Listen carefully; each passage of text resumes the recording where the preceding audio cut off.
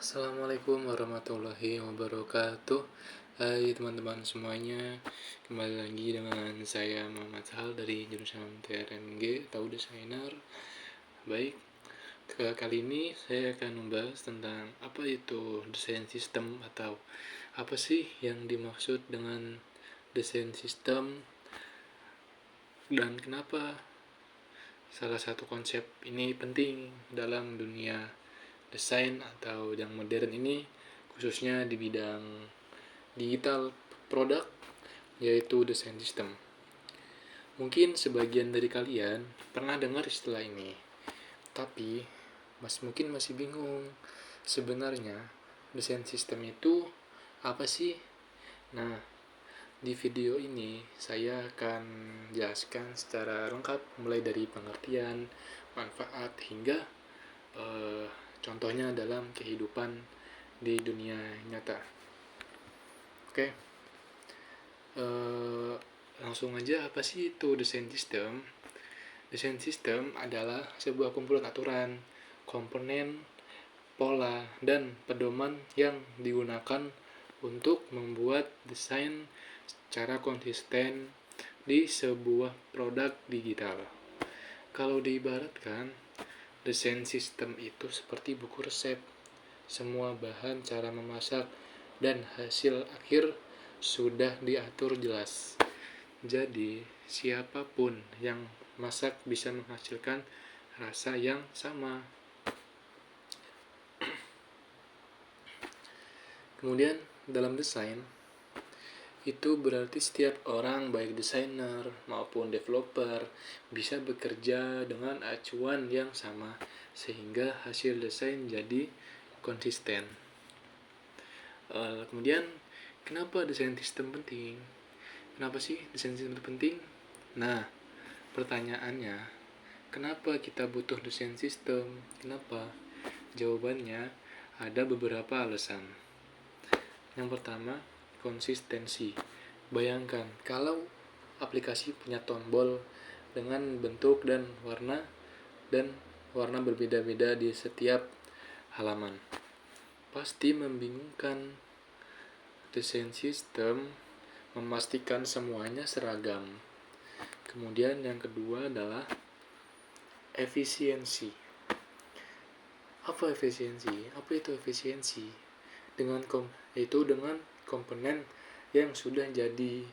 Desainer tidak perlu membuat tombol atau from dari nol setiap kali, tinggal pakai ulang. Kemudian alasan yang berikutnya adalah kolaborasi lebih mudah. Kolaborasinya lebih mudah. Developer dan desainer punya bahasa yang sama. Jadi, nggak ada salah paham soal ukuran, warna, atau gaya. Kemudian adalah skalabilitas. Saat produk semakin besar, desain sistem membantu menjaga agar pengalaman pengguna tetap konsisten. Kemudian yang ketiga adalah elemen utama dalam desain sistem. Sekarang saya akan membahas apa aja isi dari desain sistem. Biasanya terdiri dari beberapa elemen utama. Yang pertama adalah style guide, berisi aturan dasar seperti warna utama, tipografi, icon, ilustrasi, dan grid system. Yang kedua adalah UI components, komponen yang bisa digunakan ulang, misalnya tombol card, from, navbar, dan lain-lain. Design principles, aturan atau filosofi desain yang jadi dasar dalam membuat keputusan visual. Kemudian documentation, panduan tertulis tentang cara menggunakan komponen, kapan dipakai, dan kapan tidak. Kemudian yang keempat adalah contoh desain sistem terkenal. Di sini akan menjelaskan contoh desain sistem yang terkenal. Beberapa perusahaan besar punya desain sistem yang bisa dijadikan inspirasi. Misalnya Google. Material desain memberikan panduan lengkap tentang warna, bayangan, animasi, hingga layout. Apple Human Interface Guidelines fokus pada pengalaman pengguna di ekosistem iOS dan macOS. Kemudian ada Atlassian Design System digunakan di produk Jira, Trello, dan Confluence. Mereka membagikan secara publik agar desainer di seluruh dunia bisa belajar. Kemudian dampak desain sistem pada user experience. Apa dampaknya? Jadi, desain sistem bukan hanya tentang desainer, tapi juga memberikan manfaat langsung bagi pengguna. Dengan konsisten visual dan interaksi, pengguna lebih cepat terbiasa dengan produk. Misalnya, kalau kita sudah tahu cara menekan tombol di satu halaman, kita bisa langsung mengerti cara kerja tombol lain di halaman berbeda karena semuanya seragam. Kemudian, tantangan dalam membuat desain sistem. Walaupun terdengar ideal, membangun desain sistem juga punya tantangan. Pertama, butuh waktu dan tenaga di awal karena harus merancang komponen dengan detail. Kemudian, perlu tim yang disiplin agar semua benar-benar mengikuti aturan yang sudah dibuat. Desain sistem harus selalu diperbarui seiring berkembangnya produk. Tapi kalau dikelola dengan baik, hasilnya bisa sangat menghemat waktu di jangka panjang. Kemudian tips memulai desain sistem atau gimana caranya memulai desain sistem. Kalau teman-teman mau bikin desain sistem, berikut beberapa tips praktis. Yang pertama, mulai yang sederhana dulu. Misalnya atur dulu warna dan tipografi. Dokumentasi setiap keputusan.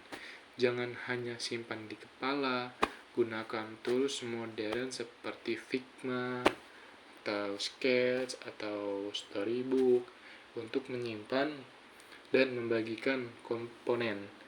Libatkan developer sejak awal supaya desain dan kode bisa sinkron. Nah, jadi ini beberapa tips dan pengetahuan dan pengertian apa sih itu desain sistem dan apa aja isinya desain sistem dan gimana cara mulai desain sistem. Desain sistem adalah fondasi penting dalam dunia desain digital.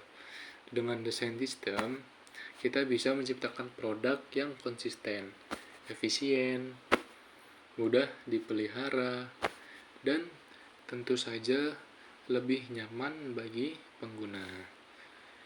Kalau kalian ingin jadi desainer atau developer profesional, memahami desain sistem adalah skill yang sangat berharga, ya.